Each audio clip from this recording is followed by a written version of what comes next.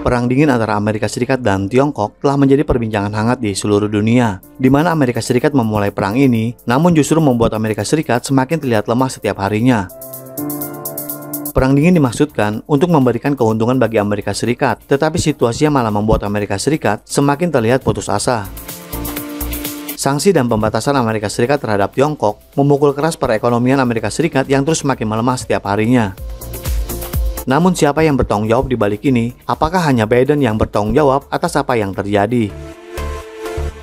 Dan di episode hari ini, kita akan membahas bagaimana perang yang dilancarkan Amerika Serikat terhadap Tiongkok telah membuat perekonomian Amerika Serikat terpuruk, dan kita juga akan membahas bagaimana Tiongkok mengambil jubah kepemimpinan global Amerika Serikat.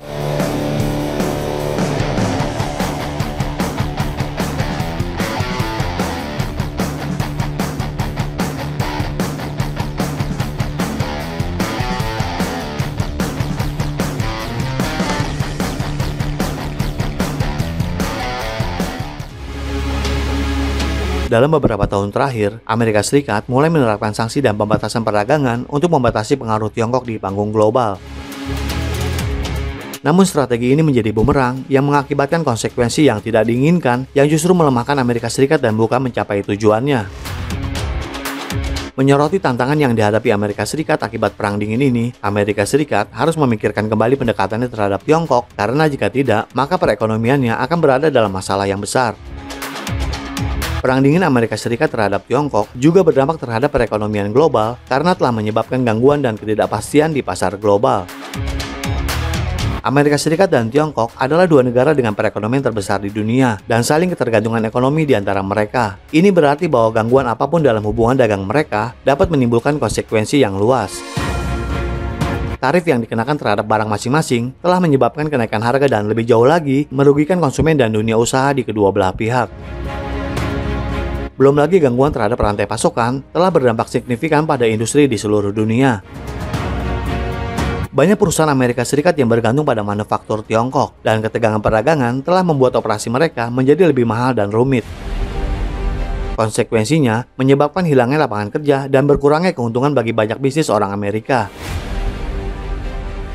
Perang dingin juga berdampak pada pasar keuangan. Ketidakpastian seputar hubungan perdagangan antara Amerika Serikat dan Tiongkok telah menyebabkan peningkatan volatilitas di pasar saham.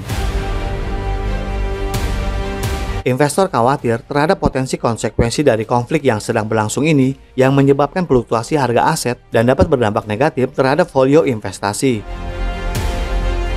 Di luar dampak ekonominya, perang dingin Amerika Serikat di Tiongkok telah menimbulkan kekhawatiran mengenai keamanan nasional. Kedua negara sudah terlibat dalam perlombaan senjata militer, dan kedua belah pihak berupaya meningkatkan kemampuan militer mereka. Persaingan militer ini tidak hanya membebani sumber daya, tetapi juga meningkatkan risiko dari eskalasi dan konflik yang tidak disengaja. Untuk mempertahankan keunggulan strategisnya dibandingkan Tiongkok, Amerika Serikat perlu mengalokasikan sumber daya yang besar untuk pasukan militernya. Hal ini juga telah mengalihkan dana yang seharusnya dapat digunakan untuk prioritas dalam negeri, seperti infrastruktur, layanan kesehatan, dan pendidikan. Penekanan pada belanja militer juga mengancam untuk menginternalisasi konflik industri militer, di mana kepentingan industri pertahanan menjadi sangat terkait dengan keputusan pemerintah. Perang dingin Amerika Serikat terhadap Tiongkok juga memberikan dampak yang signifikan terhadap politik Amerika Serikat. Ini membuat pemerintah Amerika Serikat harus mengambil sikap yang lebih tegas terhadap Tiongkok untuk menunjukkan hal tersebut. Komitmennya untuk melawan ancaman yang dirasakan telah menyebabkan meningkatnya nasionalisme dan sentimen anti-Tiongkok di kalangan penduduk Amerika Serikat. Beberapa politisi bahkan telah menggunakan Tiongkok sebagai kambing hitam atas berbagai tantangan dalam negeri yang berkontribusi terhadap polarisasi dan perpecahan dalam politik Amerika. Perang dingin juga telah menciptakan tekanan pada pejabat terpilih untuk bersikap keras terhadap Tiongkok, dan situasi ini menghambat peluang untuk keterlibatan yang konstruktif dan penyelesaian konflik secara damai. Fokus yang terus-menerus pada Tiongkok sebagai saingan juga telah mengalihkan perhatian dari isu-isu penting lainnya, seperti reformasi layanan kesehatan, perubahan iklim, dan kesenjangan pendapatan. Perang dingin Amerika Serikat terhadap Tiongkok tidak hanya terbatas pada politik dan ekonomi, tetapi juga mempunyai dampak sosial yang signifikan. Amerika Serikat juga melakukan propaganda untuk membuat semua orang percaya bahwa Tiongkok dapat melakukan peretasan terhadap Amerika Serikat walaupun hingga saat ini belum ada bukti. Kekhawatiran terhadap spionase Tiongkok dan serangan dunia maya telah menyebabkan seruan untuk meningkatkan pengawasan dan pembatasan kebebasan sipil. Hal ini menimbulkan kekhawatiran tentang terkikisnya privasi dan hak-hak sipil atas nama keamanan nasional dan menyeret orang-orang di Amerika Serikat tidak hanya membenci pemerintahan Tiongkok, tetapi mereka juga membenci orang-orang Tiongkok. Warga keturunan Tionghoa Amerika dan warga keturunan Tionghoa yang tinggal di Amerika Serikat telah menghadapi peningkatan pengawasan dan diskriminasi akibat Perang Dingin ini. Profil rasial dan bias menjadi lebih umum, di mana individu-individu inosen menjadi sasaran secara tidak adil karena etnisitas mereka. Hal ini tidak hanya melemahkan prinsip-prinsip kesetaraan dan keadilan, tetapi juga merusak tatanan sosial masyarakat Amerika. Tetapi, anehnya dengan semua yang terjadi, Amerika Serikat mengatakan bahwa mereka menentang Tiongkok karena mereka menerapkan hak asasi manusia. Perang Dingin Amerika Serikat terhadap Tiongkok telah mengungkap betapa munafiknya Amerika Serikat.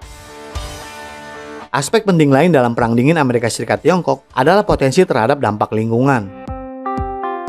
Kedua negara merupakan penghasil emisi gas rumah kaca terbesar di dunia, dan kerjasama mereka sangat penting dalam mengatasi perubahan iklim. Namun Perang Dingin telah memperburuk hubungan diplomatik antara kedua negara. Gangguan apapun dalam kerjasama antara Amerika Serikat dan Tiongkok mengenai perubahan iklim dapat menimbulkan konsekuensi yang mengerikan bagi planet ini. Perubahan iklim adalah krisis global yang membutuhkan kesatuan, dan Perang Dingin adalah ancaman yang akan menghambat kemajuannya. Mengenai pengurangan emisi dan transisi menuju masa depan yang lebih berkelanjutan, Perang Dingin Amerika Serikat terhadap Tiongkok terbukti menjadi perang bermata dua bagi Amerika Serikat. Meskipun pada awalnya Perang Dingin ini dimaksudkan untuk membatasi pengaruh Tiongkok, Perang Dingin ini mempunyai konsekuensi yang melemahkan Amerika Serikat dalam berbagai cara. Gangguan ekonomi keamanan nasional berkaitan dengan polarisasi politik, ketegangan sosial, dan tantangan lingkungan hidup akibat konflik ini memerlukan perhatian dan manajemen strategis. Ketika Amerika Serikat bergulat dengan konsekuensi ini, Amerika Serikat harus memikirkan kembali pendekatannya terhadap Perang Dingin dengan Tiongkok dengan cara yang lebih seimbang dan strategi halus yang memprioritaskan kerjasama diplomasi dan multilateralisme. Dunia saling terhubung. Amerika Serikat tidak boleh mengisolasi diri atau melemahkan kepentingannya dalam mewujudkan Perang Dingin yang mungkin akan menjadi kontraproduktif dalam jangka panjang. Pemerintah Amerika Serikat dan warga negaranya harus menyadari bahwa tantangan global abad ke-21 seperti pandemi, perubahan iklim, dan kesenjangan sosial memerlukan kolaborasi dan solusi kolektif. Perang Dingin Amerika Serikat-Tiongkok harus menjadi peringatan bagi Amerika Serikat untuk kembali fokus pada isu-isu mendesak ini dan membangun dunia yang lebih stabil dan sejahtera bagi generasi mendatang. Sebab hanya dengan melalui kerjasama internasional, Amerika Serikat dan Tiongkok dapat mengatasi tantangan kompleks yang dihadapi umat manusia saat ini. Dan Perang Dingin hanya memakan banyak biaya dan kontraproduktif. Salah satu konsekuensi dari Perang Dingin antara Amerika Serikat dan Tiongkok adalah perubahan persepsi terhadap kekuasaan. Sementara Amerika Serikat telah lama dipandang sebagai negara adidaya global dan pemimpin di berbagai forum internasional, tindakannya dalam konflik ini telah menimbulkan banyak pertanyaan tentang niatnya. Penggunaan sanksi dan tarif ekonomi serta pendekatan konfrontatif telah menyebabkan beberapa negara memenang Amerika Serikat secara berbeda. Penting untuk dicatat juga bahwa persepsi kekuasaan tidak hanya berkaitan dengan kekuatan militer atau ekonomi, namun juga melibatkan kepemimpinan diplomatik dan moral. Amerika Serikat secara historis memposisikan dirinya sebagai pendukung demokrasi, hak asasi manusia, dan kerjasama internasional. Perang Dingin, termasuk penerapan sanksi dan sikap yang lebih agresif, telah menyebabkan banyak orang mempertanyakan komitmen Amerika Serikat terhadap prinsip-prinsip ini. Sementara Tiongkok telah berupaya memperluas pengaruhnya melalui diplomasi ekonomi dan proyek-proyek infrastruktur yang menampilkan dirinya sebagai model kepemimpinan alternatif. Banyak negara lebih cenderung untuk bersekutu dengan Tiongkok karena adanya insentif ekonomi, kemitraan regional, atau ketidakpuasan terhadap kebijakan Amerika Serikat. Perang Dingin Amerika Serikat terhadap Tiongkok juga telah mendorong diskusi mengenai perkembangan tatanan internasional. Seiring dengan bangkitnya Tiongkok dan persepsi kemunduran kepemimpinan Amerika Serikat, beberapa negara sedang mempertimbangkan aliansi dan strategi alternatif. Hal ini menyebabkan adanya evaluasi ulang terhadap tatanan global yang ada, termasuk peran organisasi dan lembaga internasional dunia saat ini. dan Tiongkok sepertinya adalah pemimpin terbaik untuk saat ini. Jadi bagaimana menurut Anda tentang kesalahan terbesar Amerika Serikat di panggung global? Dan apakah Amerika Serikat dapat memulihkan kembali hubungannya dengan Tiongkok atau memang sudah terlambat? Silakan berikan komentarnya di kolom komentar kami. Terima kasih dan sampai jumpa di episode berikutnya.